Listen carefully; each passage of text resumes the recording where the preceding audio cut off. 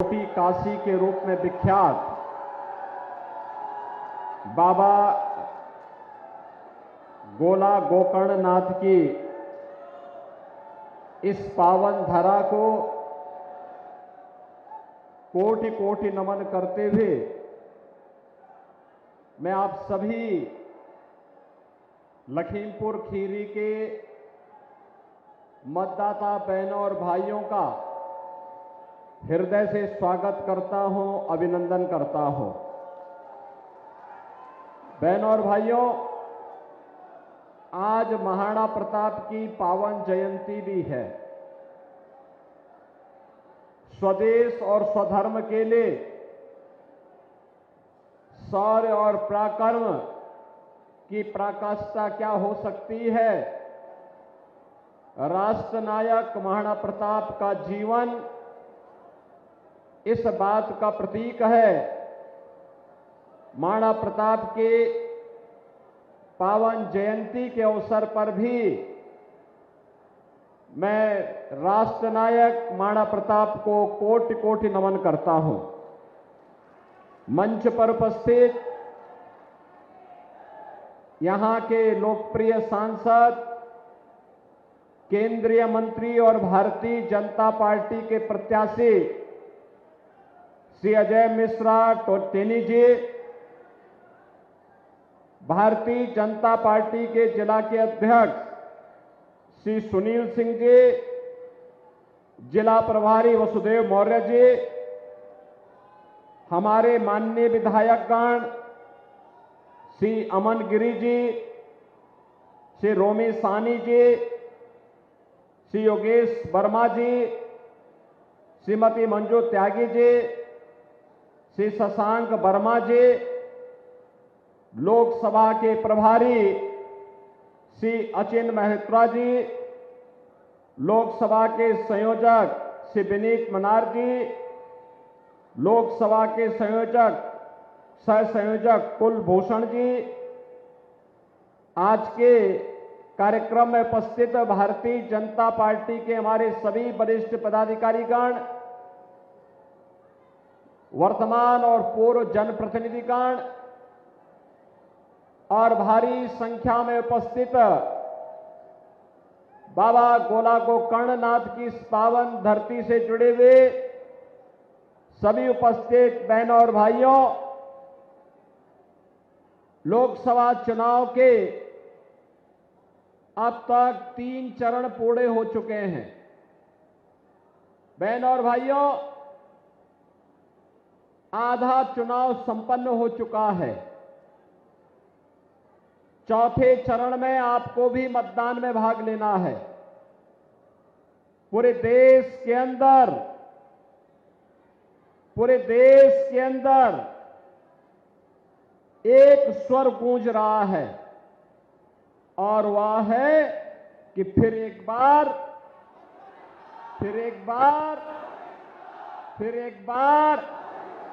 मोदी सरकार का।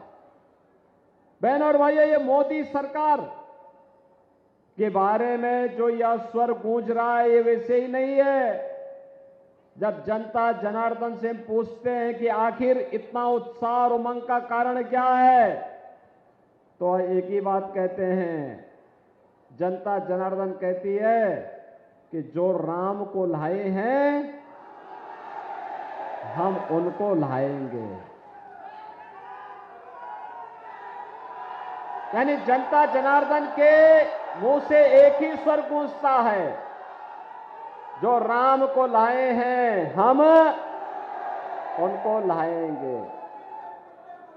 अब मुझे बताओ, इतनी बड़ी संख्या में आप लोग हैं, अयोध्या में राम मंदिर का निर्माण अच्छा हुआ है ना? सहमत है ना? फिर ये कांग्रेस और समाजवादी पार्टी के लोग क्या बयानबाजी कर रहे हैं? कांग्रेस के एक कथित बुद्धिजीवी ने क्या कहा? उन्होंने कहा कि राम मंदिर का निर्माण अनावश्यक है। ये राहुल गांधी के सलाहकार हैं।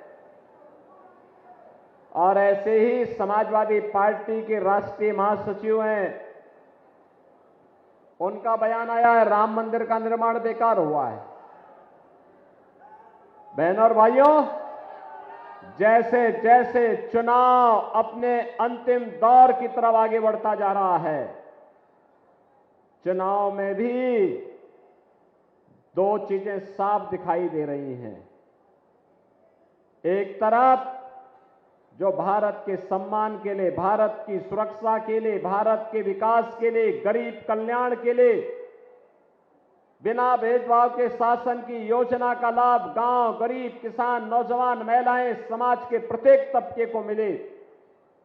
एक और राम राज्य की अवधारणा पर आधारित राम भक्त हैं और दूसरी तरफ भारत की सुरक्षा में सेंध लगाने वाले, अंतर्राष्ट्रीय मंचों पर भारत को अपमान करने वाले, विकास के कार्यों में भ्रष्टाचार फैलाने वाले, गरीब कल्याणकारी योजनाओं में सेंध लगाने वाले, आपकी आस्था के साथ खिलवाड़ करने वाले, वे रामद्रोही भी हैं।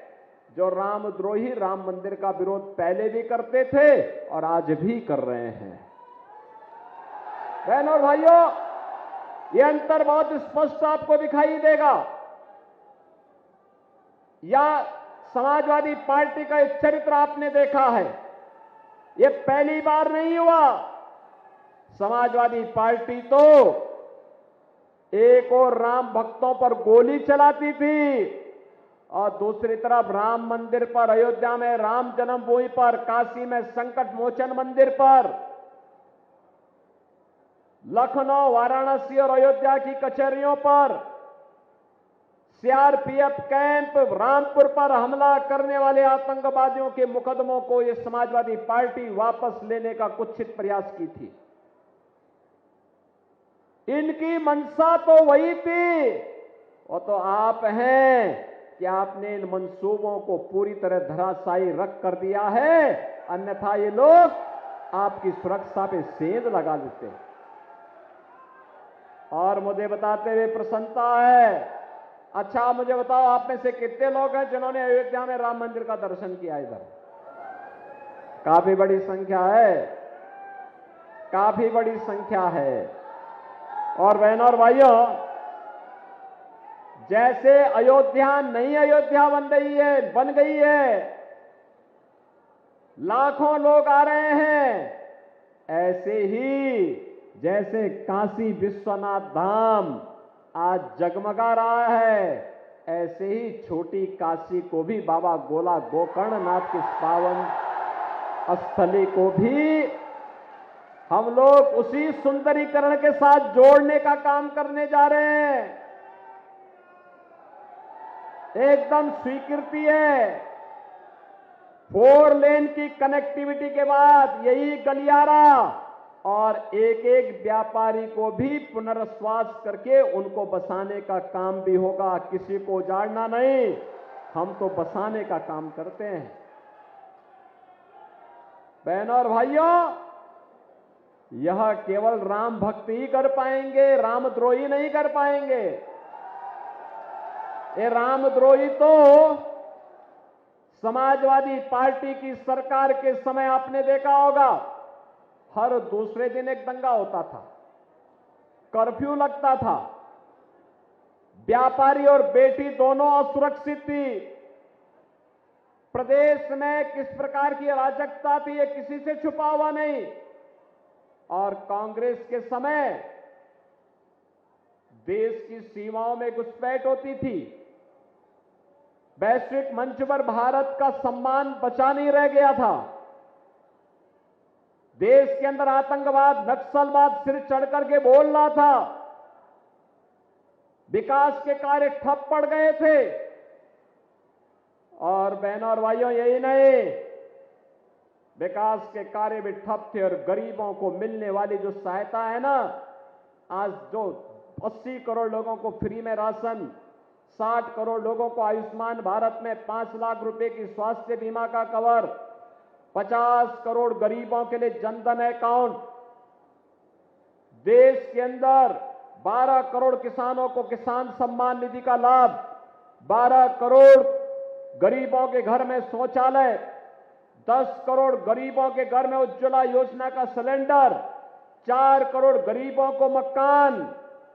जो ये लाभ मिल रहा है ना, ये मोदी जी ने आपको जो लाभ दिलाया है, कांग्रेस के समय और समाजवादी पार्टी के समय में इन्हीं सब योजनाओं पे लोग सेंध लगा करके बंदर बांट कर देते थे, जिससे गरीब को नहीं मिल पाता था। बहनों और भाइयों, हाईवे नहीं बनते थे, रेलवे का काम नहीं हो पाता था। अब तो आपके यहां भी हाईवे भी है, रेलवे भी है। 1 डिस्ट्रिक्ट 1 मेडिकल कॉलेज में आपके यहां श्रीनगर में मेडिकल कॉलेज का निर्माण भी लखीमपुर खीरी का हो चुका है। बहनों और भाइयों, ये नया भारत है। ये नया भारत आतंकवाद को पनपने भी नहीं देगा और सीमा की सुरक्षा के साथ किसी को खिलवाड़ भी नहीं करने देगा। ये नया भारत कहता है हम छेड़ेंगे नहीं, लेकिन कोई छेड़ेगा तो छोड़ेंगे भी नहीं। आप सोचो, पूर्व मुख्यमंत्री स्वर्गीय कल्याण सिंह जी का पूरा जीवन प्रभु राम की आराधना में व्यतीत हुआ, संपन्न हुआ। प्रदेश के विकास के लिए उन्होंने कार्य किया। लेकिन आज बहनों और भाइयों, जब स्वर्गीय कल्याण सिंह जी का निधन हुआ, समाजवादी पार्टी ने संवेदना के एक भी शब्द नहीं व्यक्त किए। एक तरफ पूर्व मुख्यमंत्री की मृत्यु पर कोई संवेदना नहीं, और दूसरी तरफ एक माफिया मरा था अभी, उसके घर में समाजवादी पार्टी के अध्यक्ष फतिया पढ़ने के लिए गए थे। देखो ना, गरीबों के लिए, आम जनता के लिए, किसान के लिए, नौजवान के लिए, महिलाओं के लिए इनके पास कोई कार्य योजना नहीं। लेकिन माफिया और अपराधी को अपने गले का हार बना करके पूरे प्रदेश को अराजकता की भट्टी में झोंकने के लिए ये लोग कार्य करते थे। आप देख रहे होंगे, एक ही परिवार चुनाव लड़ पा रहा है। और बहनों और भाइयों, मैं आपको इस बात के लिए आश्वस्त करता हूं, देखो 3 चरण में चुनाव हुए हैं। समाजवादी पार्टी के एक ही परिवार के लोग 5 लोग चुनाव लड़ रहे हैं। 3 के चुनाव संपन्न हो गए, तीनों के तीनों भाजपा की झोली में जाएंगे। चौथे चरण में कन्नौज में भी चुनाव होने जा रहा, वही भाजपा के झोली में जाएगा। और छठे चरण में आजमगढ़ में होगा, वो भी भाजपा की झोली में जाएगा। एकदम 0/0 होगा इनका, खाता ही नहीं खुलने देंगे। और यही कहने के लिए हम लोग आए हैं, बहनों और भाइयों, उनके लिए ये चुनाव सत्ता प्राप्त का साधन होगा। इन प्रकार इन्हें सत्ता प्राप्त करो, बांट करके देश का नुकसान करो। ये लोग जाति के नाम पर बांटेंगे, देश के अंदर तमाम प्रकार से लोग विस्ममन करने का काम करेंगे। लेकिन बहनों और भाइयों, मैं आपसे अपील करने के लिए आया हूं, ये जो परिवर्तन देश के अंदर आप देख रहे हैं ना, ये परिवर्तन के महानायक हैं देश के यशस्वी प्रधानमंत्री श्री नरेंद्र मोदी जी, जिनके नेतृत्व में भारत वर्तमान में दुनिया की एक महाशक्ति बनने की ओर अग्रसर है, जिनके नेतृत्व में भारतीय जनता पार्टी और एनडीए चुनाव लड़ रही है। और इसीलिए मैं आपसे अपील करने के लिए आया हूं कि कांग्रेस और समाजवादी पार्टी के लिए फैमिली फर्स्ट है, परिवार पहले है, और भारतीय जनता पार्टी के लिए राष्ट्र प्रथम है, नेशन फर्स्ट है। और इसीलिए ये चुनाव कांग्रेस और सपा के लिए, परिवार के लिए, परिवार की समृद्धि के लिए चुनाव होगा। भारतीय जनता पार्टी के लिए चुनाव भारत को विकसित भारत बनाने का चुनाव होगा, आत्मनिर्भर बनाने का चुनाव होगा। आत्मनिर्भर भारत का मतलब हर नौजवान आत्मनिर्भर, हर महिला आर्थिक रूप से स्वावलंबन की ओर अग्रसर होगी, हर अन्नदाता किसान खुशहाल होगा, हर श्रमिक के चेहरे पर खुशहाली होगी। चारों ओर गांव हो, गरीब हो, किसान हो, नौजवान हो, महिलाएं हो, इनके जीवन में व्यापक परिवर्तन होगा और आत्मनिर्भर भारत ही विकसित भारत बनेगा, दुनिया की एक ताकत बनेगा। विकसित भारत का मतलब दुनिया की कोई ताकत फिर भारत को आंख नहीं दिखा पाएगी, आंख नहीं दिखा पाएगी। और इसीलिए उस विकसित भारत के लिए हम आपसे समर्थन मांगने के लिए अपने पास आए हैं। बहनों और भाइयों, 2014 में आपने अंगड़ाई ली, संजय मिश्रा टेनी जी को आपने भारी बहुमत से विजयी बना के भेजा। आपने स्थानीय स्तर पर भी भारतीय जनता पार्टी के विधायकों को चुन करके भेजा। श्री अरविंद गिरी यहां से चुनाव जीते थे, रोमी सानी पलिया से जीते थे। ये सभी हमारे विधायकगण चुनाव जीते हैं। आज अमन गिरी यहां पर विधायक हैं और हमारे सभी विधायक मिलकर के, सभी अभी टेनी जी के साथ मिलकर के लखीमपुर खीरी के विकास के लिए कार्य कर रहे हैं। लगातार कार्य, हाईवे, रेलवे के काम हो, यहां के पर्यटन विकास के कार्यक्रम हो, या बाबा गोला गोकर्णनाथ के इस पावन स्थल को एक नए कॉरिडोर के रूप में विकसित करके श्रद्धालुओं की भावनाओं के अनुरूप इसको भव्य स्वरूप देने का कार्यक्रम हो, या फिर इस गोला टाउन एरिया को स्मार्ट टाउन एरिया के रूप में स्थापित करने का कार्य हो। आखिर बड़ी सिटी स्मार्ट नहीं होगी, स्मार्ट गोला भी होगा, लखीमपुर भी होगा। ये सब कार्य चल रहे हैं और इसीलिए हमने कहा है कि सड़कें इतनी चौड़ी बननी चाहिए कि आराम से लोग चल सकें। स्ट्रीट वेंडर को व्यवस्थित पुनर्वास करो। अब कोई किसी व्यापारी से रंगदारी नहीं ले सकता है, क्योंकि रंगदारी लेगा तो फिर उसके लिए जहन्नुम का रास्ता भी खुला होगा। अब व्यापारी से कोई अपराधी, कोई गुंडा रंगदारी नहीं ले सकता। अब तो व्यापारी को पीएम स्वनिधि योजना मिल रही है। इस समाजवादी पार्टी के लोग पहले नौजवानों की नौकरी पे डकैती डालते थे और नौजवान के हाथ में तमंचे पकड़वाते थे। हमने कहा नहीं, नौजवान के हाथ में तमंचे नहीं, नौजवान के हाथ में तो टैबलेट होना चाहिए, टैबलेट टैबलेट। और बहनों और भाइयों, 2 करोड़ नौजवानों को हम टैबलेट दे रहे हैं। हमारा युवा भी स्मार्ट युवा बनेगा, दुनिया के अंदर उसकी धमक होगी, दुनिया के हर महत्वपूर्ण इंस्टीट्यूशन में उसकी पकड़ होगी और भारत दुनिया का नेतृत्व मोदी जी के नेतृत्व में करेगा, इसमें कोई संदेह नहीं। लेकिन इसके लिए अगर भारत में जो परिवर्तन आया है, ये सच है, मोदी जी का नेतृत्व है, लेकिन श्रेय आपको है, क्योंकि आपका एक वोट मोदी जी को ये मजबूती दिया है। और इसीलिए इस अभियान को और मजबूत करने के लिए आज हम सब आपके पास आए, आपसे कहने के लिए कि आप सभी लोग अपने इस वोट की कीमत को समझिए। आपका एक वोट देश की तस्वीर और तकदीर को बदलेगा, बदलने में निर्णायक साबित हुआ है। आगे इसको और मजबूती के साथ आगे बढ़ाना है। और बहनों और भाइयों, इसीलिए आज हम सब आपके पास आए हैं। आपके पास इसीलिए आए हैं कि यहां पर विकास के लिए हमारे जनप्रतिनिधिगण कार्य कर रहे हैं। कांग्रेस, सपा, बसपा, इन सबको आपने खूब मौका दिया। मेडिकल कॉलेज ये लोग तो नहीं बना पाए, हाईवे तो नहीं बना पाए, पर्यटन विकास के कार्य को नहीं कर पाए। इन लोगों के द्वारा यहां पर कोई भी रेलवे ओवरब्रिज बनाने का काम नहीं हुआ, किसी भी मंदिर के पुनरुद्धार के लिए पैसा नहीं दिया गया। आज तो इन सबके लिए ये डबल इंजन की भाजपा की सरकार पैसा दे रही है और पैसे की कोई कमी नहीं है। विकास कार्य के लिए और गरीब कल्याण के लिए कोई कमी नहीं है। आपको इस बात का आश्वासन देते हुए आपसे मैं अपील करूंगा, आपने 14 और 19 में से अजय मिश्रा टेनी जी को चुनाव जिता करके भेजा है।